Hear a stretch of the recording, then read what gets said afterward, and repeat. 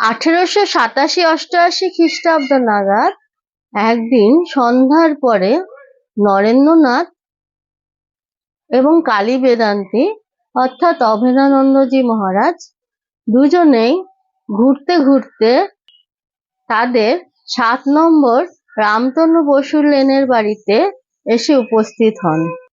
তারা এর আগে অনেক বাড়িতেই গিয়েছিলেন, সকলে গল্প করে তাদের বিদায় করেছিলেন এবং কেউ তাদের কিছু খাবার কথা বলেননি।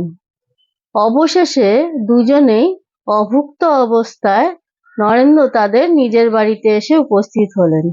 সে দিনটি ছিল একাদশীর দিন।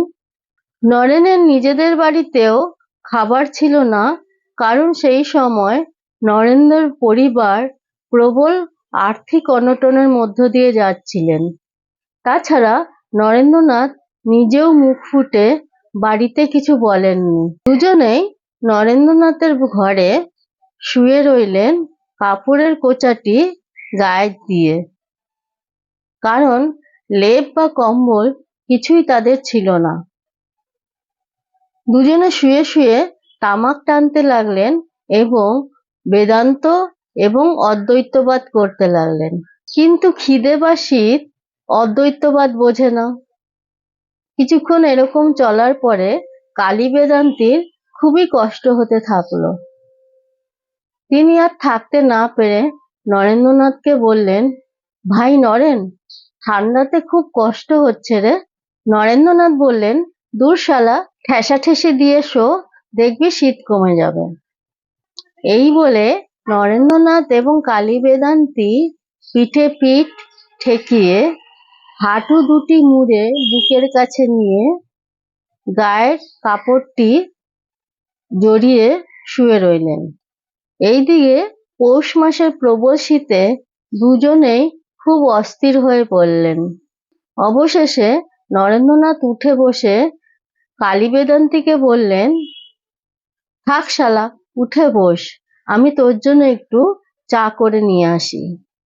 সেই দিনই বোধহয় বিকেলে হুটকো গোপাল এসে একটি টিপট, বাটি, সসার অর্থাৎ ডিশ আর কিছু চা পাতা তাদের দিয়ে গিয়েছিলেন।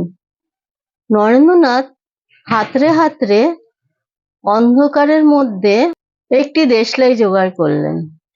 তেমনি হাতড়ে হাতড়ে দুটো ঘুঁটে, তার উপর একটু কেরোসিন দিয়ে তিনি উনুন ধরিয়ে জল গরম করতে বসালেন। অন্যদিকে কালী বেদান্তী হাঁটু মুড়ে কোচার কাপড়টি জড়িয়ে চুপচাপ বসে আছেন। চা আসবে এই ভাবনাতে তার শীতটাও কিছুটা কমে গেল। এছাড়াও ঘরে ইঁদুর যখন এ প্রান্ত থেকে ও প্রান্ত দৌড়াদৌড়ি করতে গিয়ে খুটখাট আওয়াজ করছে, তখন কালী বেদান্তী ভাবছেন ওই হয়তো নরেন্দ্রনাথ চা নিয়ে আসছে তার জন্য। অবশেষে ভোর প্রায় 4টে সাড়ে 4টের সময় নরেন্দ্রনাথ টিপটে চা, বাটি এবং শসা নিয়ে কালী বেদান্তীকে এসে বললেন, কিরে শালা, জেগে আছিস? কালী বেদান্তী বললেন, ঘুম এলো কই যে ঘুমোবো, শীতের জ্বালায় তো গা কালিয়ে গেল। নরেন্দ্রনাথ তখন বললেন, লে শালা, চা খা, গরম হবি। এই বলে দুজনে চা খেতে লাগলেন। এইদিকে দিনের আলো ফুটতে লাগলো। অবশেষে একদম ভোরের বেলা তারা দুজনেই সেখান থেকে প্রস্থান করলেন।